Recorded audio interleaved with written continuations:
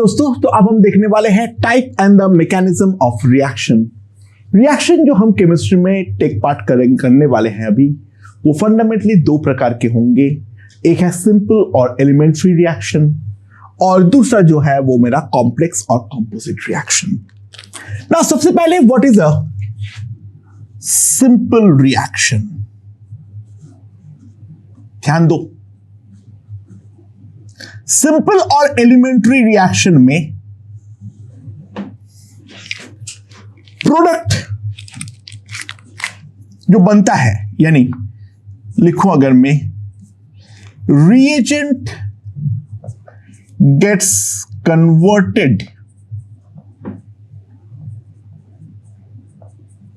to product in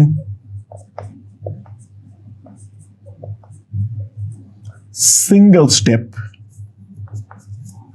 without any intermediate। कोई भी intermediate जो है वो हमारा फॉर्म नहीं होता है। रिएजेंट सीधा का सीधा जो है वो हमारा प्रोडक्ट पर कन्वर्ट हो जाता है। That type of reaction is called a simple reaction. ठीक है। सो अगर मैं सिंपल रिएक्शन में ध्यान दूं, ये है मेरा पोटेंशियल एनर्जी, और इस डायरेक्शन में जो है this is called the reaction coordinate. कुछ लोग इसको प्रोग्रेस ऑफ द रिएक्शन भी बोलते हैं, बट हम इसको बोलते हैं रिएक्शन कोऑर्डिनेट। ठीक है। तो यहां पर रिएक्टेंट जो है वो डायरेक्टली हमारा प्रोडक्ट पर कन्वर्ट होता है without any formation of intermediate. ये हमारा रिएक्टेंट है, वो सीधा यहां पर ऊपर जाता है और फिर जो है हमारा नीचे आता है with the formation of product. यहां पर जो बनता है this is called the transition step. Transition step एक हाईली एनर्जेटिक पॉइंट है जिसको हम प्रैक्टिकल लेवल पे कभी डिटेक्ट नहीं कर सकते हैं। ट्रांजिशन स्टेप बेसिकली वो स्टेप है जहां पर बॉन्ड हमारा टूट रहा है और बन रहा है। It contains at least one partial bond in its structure. It is very highly energetic. इस कारण पे इसको आइसोलेट करना कभी भी हमारा संभव नहीं है। वो हमारा पोटेंशियल एनर्जी के डायग्राम पे हमेशा ही मैक्सिमा पर एग्जिस्ट करेगा। This is called a simple or the elementary reaction. It's a single step. यानी एग्जाम्पल के तौर पे हम बोल सकते हैं ozone plus NO gives O2 plus NO2. It is a simple reaction. ठीक है। अच्छा, now what is a complex reaction?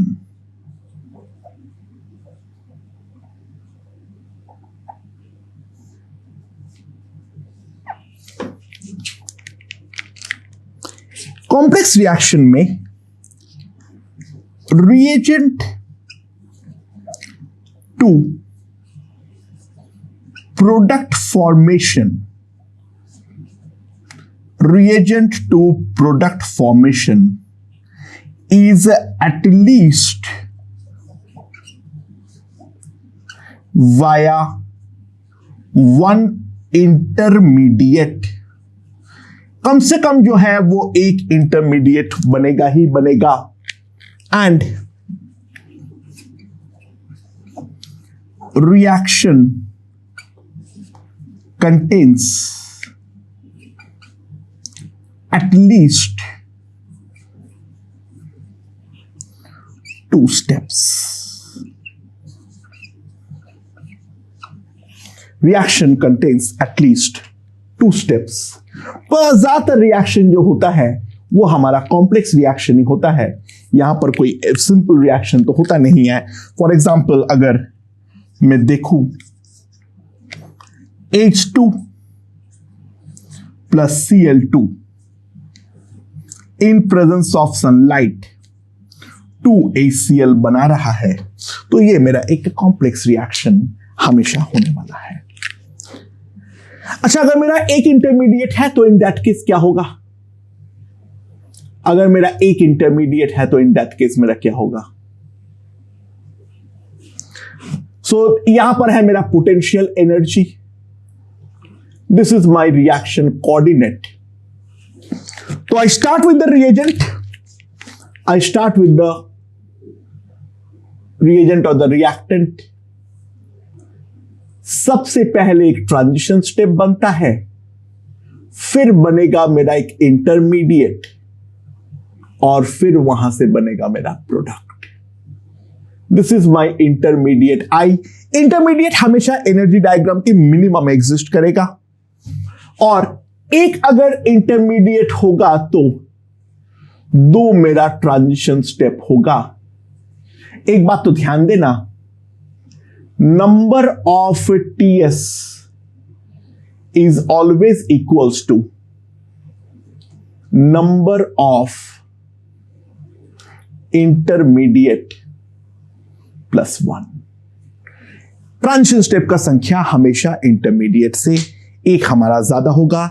ये हमारा दो स्टेप में होगा। पहले रिएक्टेंट हमारा इंटरमीडिएट पे जा रहा है, वो इंटरमीडिएट फाइनली हमारा प्रोडक्ट पे कन्वर्ट हो रहा है। तो ये हमारा एक मल्टी स्टेप प्रोसेस है। This is basically a complex reaction. अगर मान लो दो इंटरमीडिएट होगा तो इन दैट केस क्या होगा? अगर मान लो दो इंटरमीडिएट हो गया, ये मेरा रिएक्शन कोऑर्डिनेट है, ये मेरा पोटेंशियल एनर्जी है, ठीक है। सो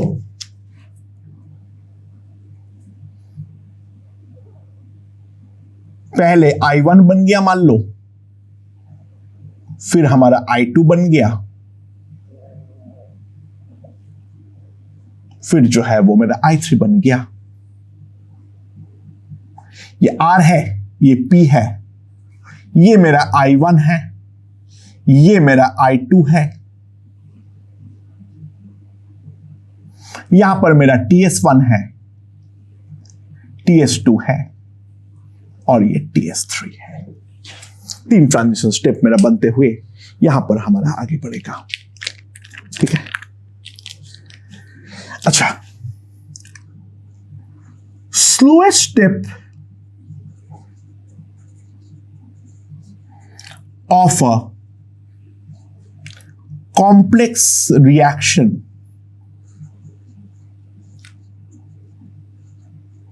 is called the rate determining step,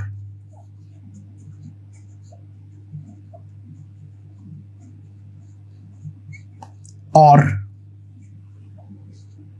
RDS। एक बात को हम समझते हैं, जो अगर मान लो मैं कोई चॉकलेट मैन्युफैक्चर कर रहा हूं, उसके अंदर मल्टीपल स्टेप्स इन्वॉल्व है। सबसे पहला स्टेप में हमें जो दूध आएगा उसको हमें घना काफी ज्यादा गाढ़ा करना पड़ेगा, फिर उसके अंदर कोको पाउडर मिक्स करना पड़ेगा, और वो वाला मिक्सिंग को फिर हम जो है वो एक प्रोसेस के थ्रू गुजारेंगे जो कि प्रॉपर मिक्सिंग हो, एंड फिर जो है उसको हम लोग ब्लास्ट चिलर में डालेंगे, और फिर उसको हम लोग टुकड़े में काटेंगे, और फिर जो है उसको हम पैकेज करके मार्केट पे बेचने वाले हैं, राइट। तो मान लो जो हमारा कोको पाउडर और दूध का जो प्रॉपर मिक्सचर है वो अगर मेरा स्लोएस्ट स्टेप है, तो ट्राई टू अंडरस्टैंड मैं किस रेट से चॉकलेट प्रोड्यूस करूंगा। वो उसी बात पे डिपेंड करेगा जो मैं पर घंटे कितना किलो मिल्क और कोको पाउडर को साथ में मिक्स कर पा रहा हूं, उसी बात के ऊपर। तुम पैकेजिंग चाहे कितना भी जल्दी करो, पीछे से अगर मेरा एक फ्लो जो है वो नहीं बना हुआ है, पीछे से अगर मेरा फ्लो जो है वो नहीं बना हुआ है, तो तुम पैकिंग करोगे किस चीज का, ठीक है। अच्छा, तो हमें कैसे मालूम पड़ेगा ग्राफ से? द स्टेप having highest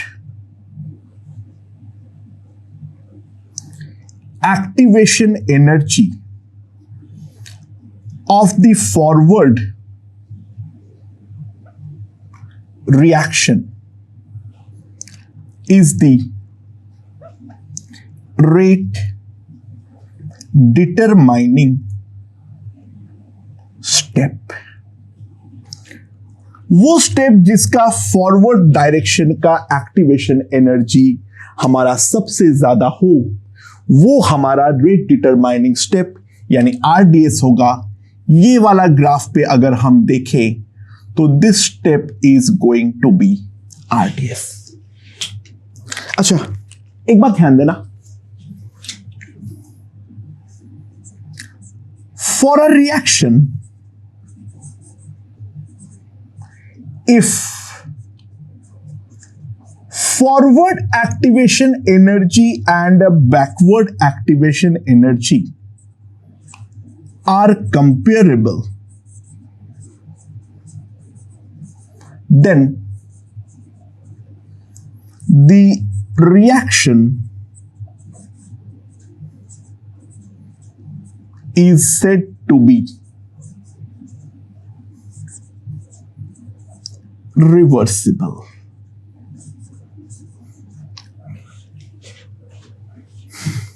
ठीक है, एक बात ध्यान देना, यहां पर अक्सर लोग एक गलती कर देते हैं, रिवर्सिबिलिटी के साथ स्लो और फास्ट रिएक्शन को कंपेयर कर लेते हैं। ध्यान दो, मैं ग्राफ ड्रॉ कर रहा हूं,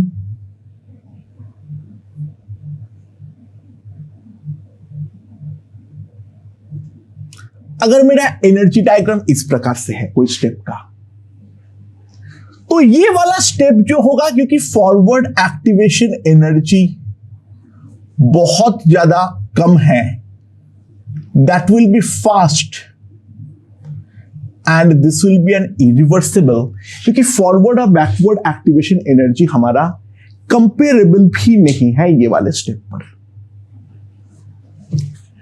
ध्यान दो, दूसरा वाला अगर मैं ड्रॉ करता हूं,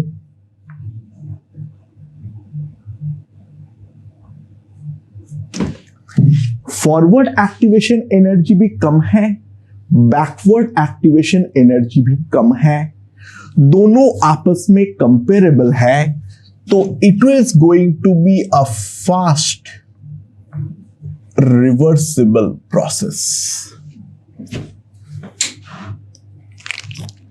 एंड ध्यान देना, अगर इस प्रकार से है, मान लो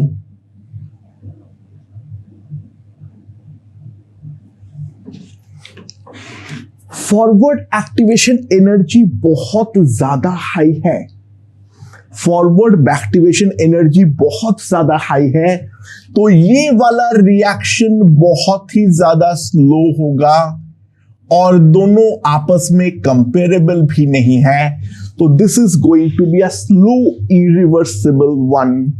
ठीक है, यहां पर रिवर्सिबिलिटी नहीं आएगा, बैकवर्ड रिएक्शन हाईली फेवर्ड होगा as compare to the forward reaction. And वहीं पे अगर मान लो कुछ इस प्रकार से है,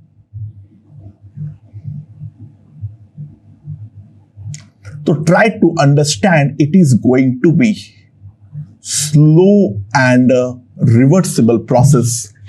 प्रोसेस भले स्लो है, लेकिन फॉरवर्ड और बैकवर्ड एक्टिवेशन एनर्जी हमारा कंपेरेबल है, तो ये रिएक्शन जो है वो हमारा रिवर्सिबल डेफिनेटली है। एक क्वेश्चन के थ्रू और अच्छे से समझ में आएगा। Okay, so proposed catalyzed complex reaction has the mechanism A plus B is fast going to IAB. IAB first order से जा रहा है, कोई भी ऑर्डर से जा रहा है AB प्लस I में। I मेरा कोई कैटलिस्ट है, ठीक है, जो भी है, एंड देन वो मेरा K1 पे कन्वर्ट हो रहा है, सॉरी K1 से जा रहा है, एंड फिर वो मेरा K2 पे फाइनली P प्लस A पे कन्वर्ट हो रहा है। it is given to be K1 is much less than K2, then we have to find the potential energy versus reactant coordinate graph. अच्छा एक चीज दे रखा है, जो हमारा रिएक्शन है, that reaction is exothermic. This additional information is given to us. तो यहां पर मैं ग्राफ ड्रॉ करने का ट्राई करता हूं. So this is my potential energy and this is the reaction coordinate. अच्छा, फर्स्ट वाला स्टेप जो है वो मेरा रिवर्सिबल फास्ट है, यानी एक्टिवेशन एनर्जी मेरा कम होंगे और फॉरवर्ड और बैकवर्ड एक्टिवेशन एनर्जी हमारा क्या होने वाला है, ये है मेरा A प्लस बी.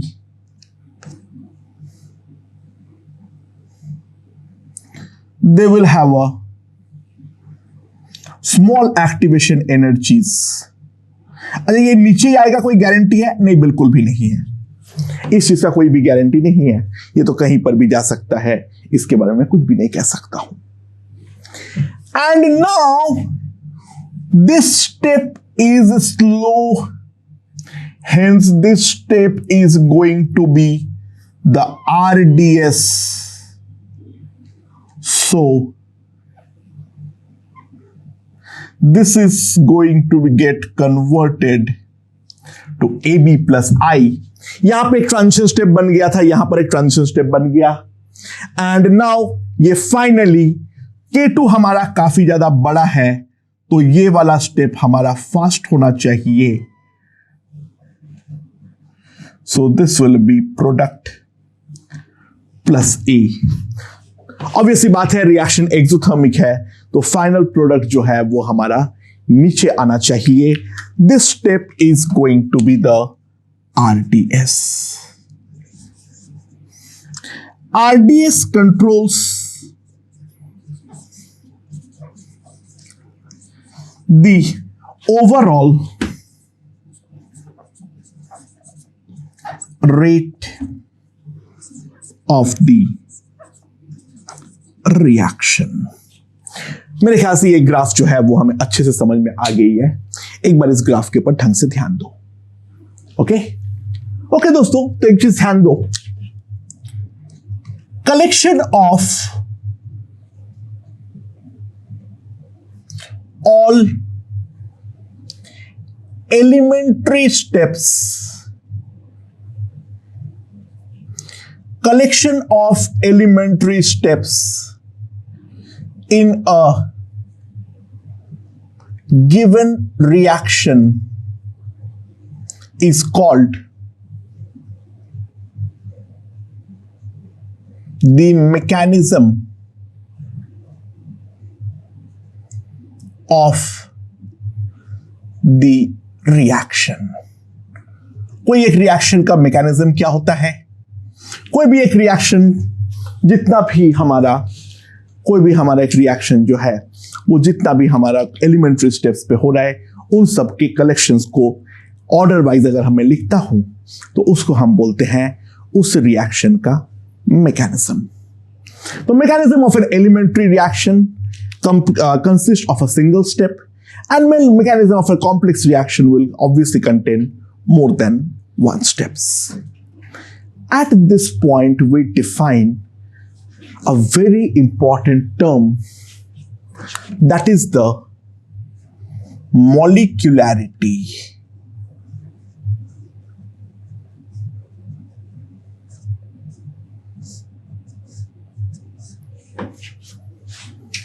ठीक है. अच्छा, molecularity जो है, that is defined only for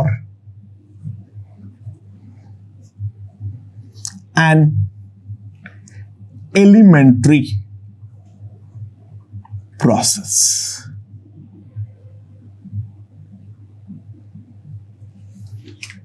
ठीक है, समझ में आया?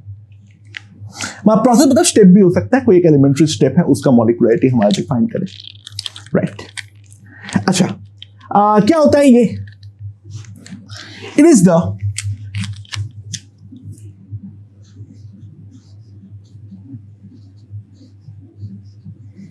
Number of reactants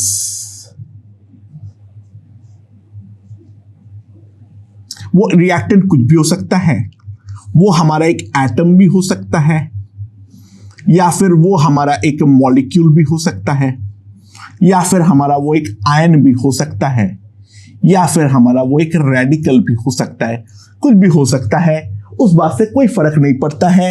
it is the number of reactants which form transition step with proper energy and orientation। ठीक है, राइट। तो ध्यान दो, मॉलिक्यूलैरिटी जो है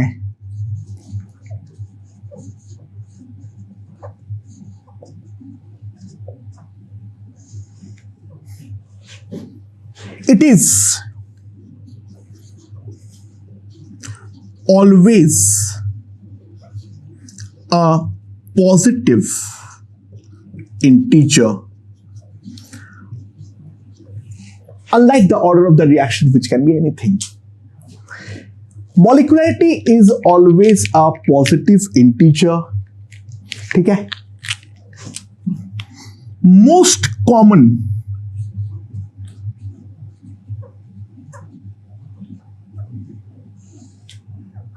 one and two, three rare of the rarest circumstances में हमारा होता है molecularity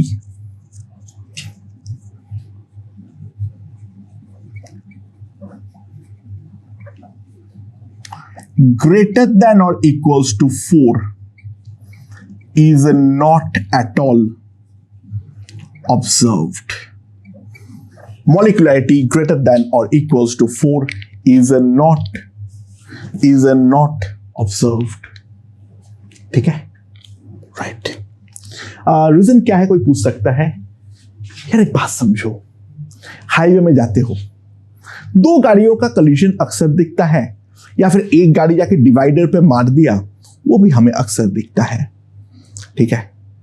या तीन गाड़ी एक जगह पर कोलाइड करे, वो बात ऑलरेडी काफी ज्यादा मुश्किल होता है। ऐसे एक्सीडेंट्स हाईवे में बहुत ही ज्यादा रेयर होता है। तो चार मॉलिक्यूल साइमल्टेनियसली प्रॉपर ओरिएंटेशन के साथ प्रॉपर आके हमारा अटैक करे, ये बहुत ही ज्यादा एक इम्पॉसिबल सिनेरियो है। तो चार या चार से ज्यादा मॉलिक्यूलैरिटी हम प्रैक्टिकली कभी भी ऑब्जर्व नहीं कर सकते हैं। ऑर्डर 4 हो सकता है, जी हाँ बिल्कुल हो सकता है। ऑर्डर 4 वाले रिएक्शंस तो हम करेंगे, ऑर्डर 4 हमारा आएगा, लेकिन मॉलिक्यूलैरिटी जो होगा that molecularity will be at max equals to 3, ठीक है।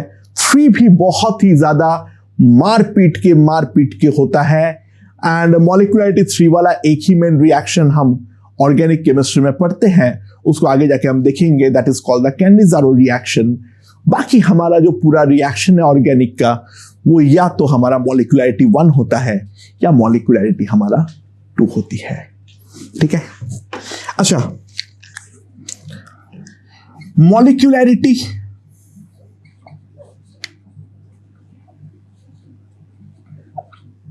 इक्वल्स टू 1, तो उसको हम लोग एक स्पेशल नाम देते हैं, that is called the unimolecular reaction.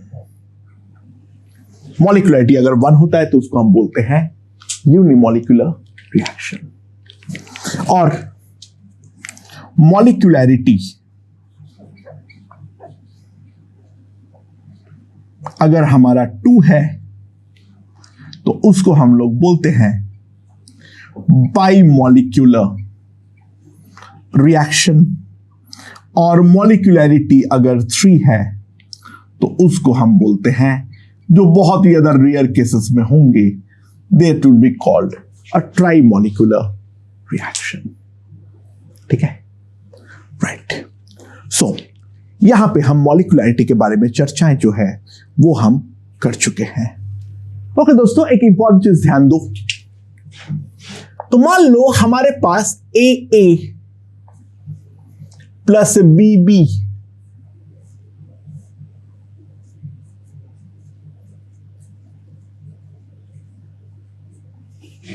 Gives you product. तो मान लो ये वाला रिएक्शन हमारा एलिमेंट्री है, तो अगर ये एलिमेंट्री है तो इन दैट केस जो मॉलिक्यूलैरिटी will be equals to A plus B, that is the sum of stoichiometric coefficients. It is the sum of the stoichiometric coefficients for the elementary reaction, and try to understand जो इसके लिए this will be equals to the order of reaction. Elementary reaction के लिए, ठीक है, this is going to be the order of the reaction. मेरे ख्याल से ये चीज हमें यहां पर समझ में आ चुकी है। ठीक है, राइट। अच्छा, मॉलिक्यूलैरिटी of a complex reaction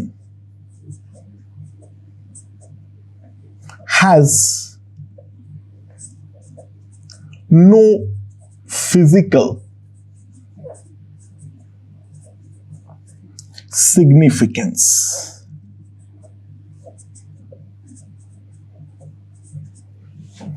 यार कॉम्प्लेक्स रिएक्शन में बहुत सारे एलिमेंट्री स्टेप्स हैं, तो उसका जो हमारा मॉलिक्यूलैरिटी है उसका किसी भी प्रकार का कोई फिजिकल सिग्निफिकेंस जो है वो हमारा होता ही नहीं है। Try to realise, we define molecularity of each individual step. ठीक है, बट बहुत बार हाथ धो के पीछे पड़ जाता है जो बता बेटा मॉलिक्यूलैरिटी। तो sometimes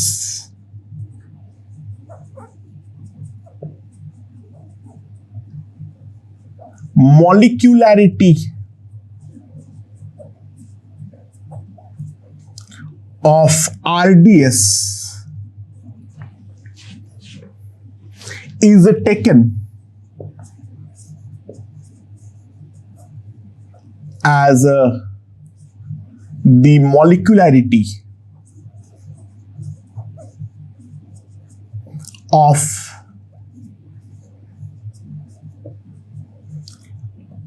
individual, molecularity of overall complex reaction। जो ओवरऑल कॉम्प्लेक्स रिएक्शन है, ठीक है, जो हमारा इसका मॉलिक्यूलैरिटी है उसको हम बहुत बार ओवरऑल चीज का मॉलिक्यूलैरिटी मान लेते हैं, but that is actually not correct. ठीक है, सो यहां पर ध्यान दो, एक इंपॉर्टेंट बात है, unimolecular elementary reaction is always first order. वो तो होगा ही होगा, but first order does not imply unimolecular elementary reaction. यार फर्स्ट ऑर्डर कैसे भी आ सकता है, बहुत सारे तरीका है, बहुत सारे कॉम्प्लेक्स स्टेप करने के बाद हो सकता है नेट पे हमारा फर्स्ट ऑर्डर आ रहा है। हो सकता है एक के लिए ऑर्डर जो है वो 0 आ रहा है, दूसरे के लिए 1 आ रहा है, या फिर मान लो ये भी पॉसिबिलिटी है एक के चलते 2 आ रहा है, दूसरे के चलते -1 आ रहा है। बहुत सारे पॉसिबिलिटीज है। फर्स्ट ऑर्डर रिएक्शन है, मैं कुछ नहीं बोल सकता हूं वो यूनिमोलिकुलर एलिमेंट्री है, लेकिन हाँ ये तो बोल सकता हूं जो यूनिमोलिकुलर एलिमेंट्री रिएक्शन होगा वो मेरा हमेशा ही फर्स्ट ऑर्डर होगा। Similarly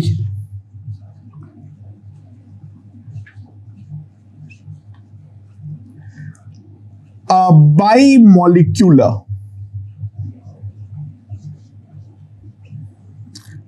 elementary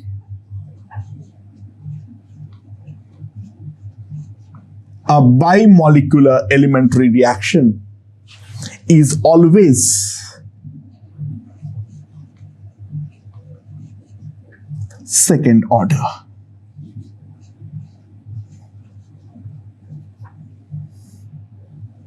Converse not true. उल्टा जो है वो हमारा यहां पर ट्रू नहीं है। ठीक है, ये एक इंपॉर्टेंट बात है, वो चीज ध्यान देना। अच्छा एक और बात इसी बात पे, क्योंकि 0 मॉलिक्यूल्स तो हमारा कोलाइड कर ही नहीं सकता है, तो हम एक चीज तो बोल सकते हैं, 0 ऑर्डर रिएक्शन कैन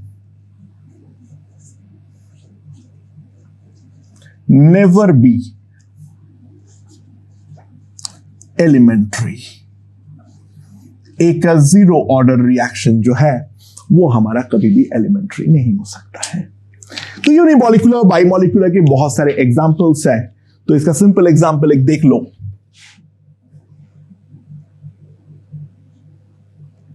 O3 हमारा ये हमारा यूनिमोलिकुलर है। ठीक है, या फिर R3Cl R3C plus Cl minus, ये भी हमारा यूनिमोलिकुलर रिएक्शन है। ठीक है, अच्छा on the other hand O3 plus NO O2 plus NO2, ये है मेरा बाइमोलिकुलर। या फिर RCl plus OH minus ROH plus Cl minus, ये भी हमारा एक बाइमोलिकुलर रिएक्शन है।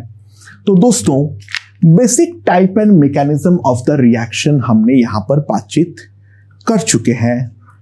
अब हम लोग मैकेनिज्म के हेल्प से किस तरीके से कोई रिएक्शन का ऑर्डर निकाल सकते हैं उसके बारे में बातचीत करने वाले हैं। Let's see.